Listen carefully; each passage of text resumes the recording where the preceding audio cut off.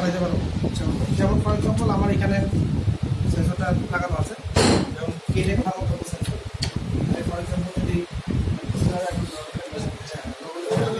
চেপে ধরে আছে দেখেন, এটা আবার এখানে সিলেকশন করা যায়। যেমন ফর এক্সাম্পল এটা 7টার সময় 8 এটা আমি দেখাচ্ছি। যেমন ফর এক্সাম্পল আমি আগে সব ডিসেবল করে দিই একবার, তাহলে আপনাদের ইজি হবে।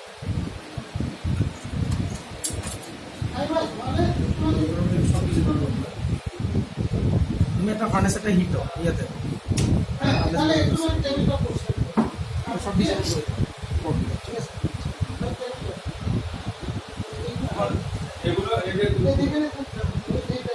যেমন আমার এখন সবগুলো কোড ডিসেবল আছে।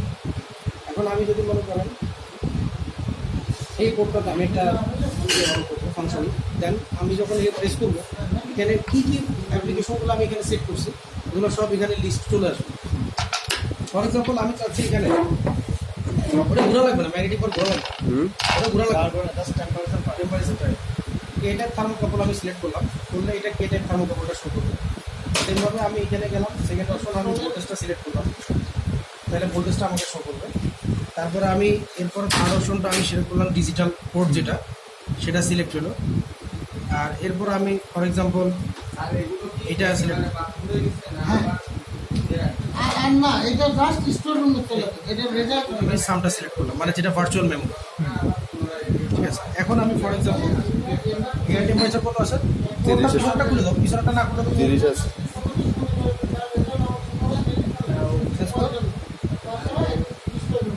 47 ডিগ্রি আছে, 34।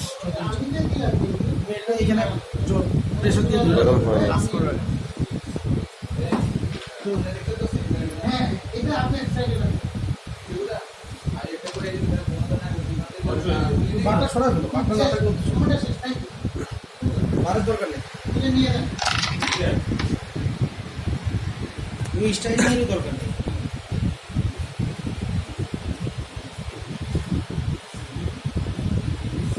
প্রেস করে ধরো,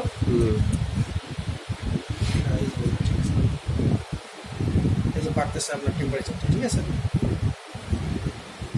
আর এখানে দেখেন এটা ভোল্টেজটা হচ্ছে ব্যাটারি ভোল্টেজ, এই যে এটা ফিক্সড হয়ে আছে, এটা ফিক্সড হয়ে আছে, কারণ এখানে তো Voltage টা ব্যাটারি আছে। ভোল্টেজটা নিচ্ছে। শুধু ওই যে সামটা ওইখানে সামটা দেখেন এখানে ওইখানে যোগ হয়ে যাচ্ছে, কিন্তু দুটো মিলে আমি যদি সাম না করতে চাই তাহলে কি করা যাবে? সাবট্রাক্ট করতে পারবেন, মাল্টিপ্লিকেশন করতে পারবেন আপনি। না মানে কোনো কিছু করতে যাচ্ছে না, ভার্চুয়ালি কোনো কিছু তবে ডিসেবল করে দিবেন ভার্চুয়ালটা, ওইটা ডিসেবল করা যাবে না? হ্যাঁ এই যে আমি ডিসেবল করে দিচ্ছি। আচ্ছা আচ্ছা আচ্ছা। তাহলে আর এটা দেখা যাবে না, disable হয়ে যাবে। আমার কোনো কারণে দুইটা প্যারামিটার যদি যোগ করতে হয় তখন আর কি হ্যাঁ যোগ এভারেজে করা যাবে? মনে করেন এভারেজিং করতে পারবেন, পাঁচটা আমি নিলাম, পাঁচটার এভারেজ এভারেজিং করা যাবে। আচ্ছা আরেকটা যেমন আপনি মনে করেন যে ডিজিটালটা, যেমন ফর এক্সাম্পল আমার ডিজিটাল ইনপুটটা এখানে দেওয়া আছে, ঠিক আছে? যেমন আপনি এখানে যদি ডিজিটালটা দিকে তাকান, দেখেন 1 আছে, দ্যাট মিনস ওপেন, 0 1 0, ঠিক আছে? এখন আমরা এটা একটু টেম্পারেচার রাইজ হোক, যেহেতু এটা নেচার আছে তো বাইরে, এর তথ্য সময় লাগবে। এটা 40 ডিগ্রিতে হলে দেখবেন এটা ট্রিপ করবে আপনার ইয়েটা, এই রিলেটা একটা ট্রিপ করে উঠবে, যেহেতু আমার বলা আছে 40 ডিগ্রি আপ হলে রিলে যাতে ট্রিপ করে, ঠিক আছে?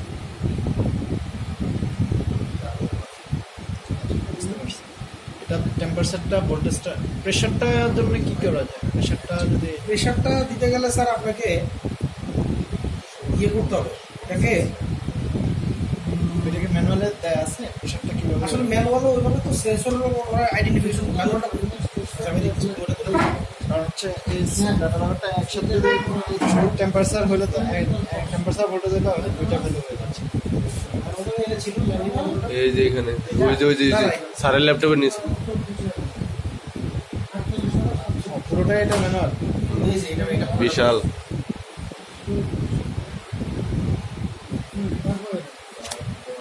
আসলে অ্যানালগ চ্যানেলগুলো সবই হচ্ছে ভোল্টেজ আর টেম্পারেচার বেসড, ঠিক আছে? লেখাই আছে এখানে, বলে দিছে যে কোনটার আসলে ফাংশনিং কি। তার মানে আমাকে প্রেশার সেন্সর ব্যবহার করতে হবে, ওই ধরনের যেগুলো ব্যবহার করতে, যেগুলো ভোল্টেজ ভোল্টেজ ইয়ে করা যায়, মানে ভোল্টেজ আউটপুট দেওয়া যায়, ও যদি প্রেশার সেন্সর আপনাকে ইউজ করে তখন ওই কনভার্টেড ভোল্টেজটা আপনাকে সেইখানে দেখাবে, এখানে দেখাবে, তারপর ওইখানে চার্ট থেকে আমাকে বের করতে বের হবে। করে নিতে হবে। এই তোমরা আসছো নাকি? হ্যাঁ আমি আসতেছি। হিটিং সিলেক্ট নাই, এখন হিটিং শুরু হয়েছে, এতক্ষণ হিটিং সিলেক্ট ছিল না, যার কারণে টেম্পারেচার বাড়ছে। এখন বাড়বে। খালি একটা বল নেই দিয়ে দাও না।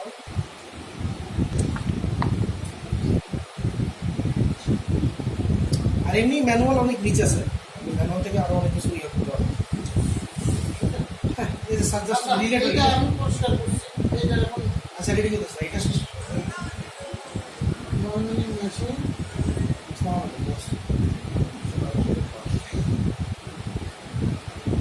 আচ্ছা ঠিক আছে, আমি ওই যে এখানে কাজ করছি। আপনি তো আছেন না পাবলিকেশন কষ্ট করে বাকিটা তো ঠিক আছে। এখানে এই ধরনের কোডগুলো কি ইয়ে করা যাবে?